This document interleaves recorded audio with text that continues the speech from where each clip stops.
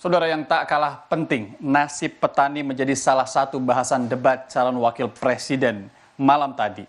Ketiga cawapres saling adu argumen untuk menyejahterakan maksud kami para petani. Tapi di Madiun, Jawa Timur, sebanyak 668 km dari lokasi debat, petani masih berkutat dengan pupuk subsidi yang masih sulit didapat. Debat cawapres membuat masalah pupuk kembali mendapat panggung. Ketiga calon wakil presiden sama-sama memperlihatkan kepedulian soal petani plus pupuknya. Petani kita harus kita beri pupuk yang cukup dengan harga yang terjangkau. Bahkan banyak petani punya duit sebetulnya tapi pupuknya tidak ada. Bagaimana mungkin? Yang kedua, potensi pupuk organik juga menjadi salah satu bagian penting agar produksi pertanian kita semakin berkualitas. Di sisi yang lain kita ingin program perlindungan gagal tanam gara-gara iklim juga kita berikan supaya petani kita aman, merasa aman dan yakin dengan produksinya.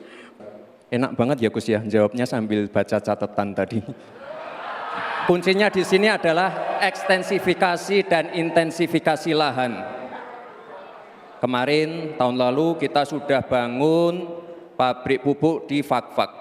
Kuncinya untuk meningkatkan produktivitas, ya kita harus genjot kawasan industri pupuk. Kita dekatkan pupuknya dengan lahan-lahan pertaniannya. Kuncinya pupuk. Saudara, sumber daya alam kita sangat kaya, tapi pangan belum berdaulat. Petani makin sedikit, lahan pertanian makin sedikit, tapi subsidi pupuk makin besar. Pasti ada yang salah. Petaninya sedikit, lahannya sedikit, kok subsidinya setiap tahun naik? Pasti ada yang salah. Tapi inilah yang terjadi 668 km dari lokasi debat semalam. Suwarto di Madiun, Jawa Timur masih harus putar otak agar tak kekurangan pupuk untuk tanaman padinya.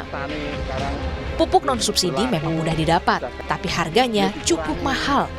Ia bersama petani lain di Madiun terpaksa menggunakan pupuk non-subsidi demi keberlangsungan proses pertanian. Caranya pupuk yang subsidi itu dikurangi. Makanya kami sangat mencari solusi dari non-subsidi dan kompos. Dari kita menambahi kompos, setelah itu kita pupuk subsidi itu kita irit-irit supaya terpenuhi.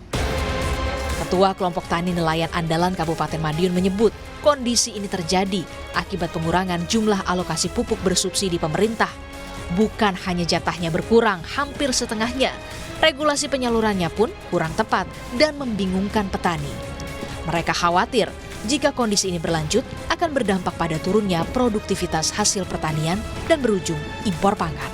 Saya sendiri selaku KTNA ini berpikir apakah ini ada sebuah kesengajaan agar petani ini menjadi kolap, ya, menjadi bingung, menjadi panik, yang ujung-ujungnya nanti akhirnya kan hasil petani ini akan menjadi menurun gratis. Otomatis nanti ada ketahanan pangan nasional akan bisa kolap juga. Nah, ini apakah ini ada penggede-penggede ini hanya kesenangannya import gitu, karena kan mudah toh, import badinya banyak diberikan untuk bansos dan sebagainya. Apakah kita harus seperti itu? Mungkin ibarat pepatah, gajah saat ini bertarung memikat pemilih di pemilu 2024. Gunakan hak suara dengan baik agar tak ada cerita pelanduk mati di tengah. Tim Liputan, Kompas TV. Saudara, kami jeda sejenak.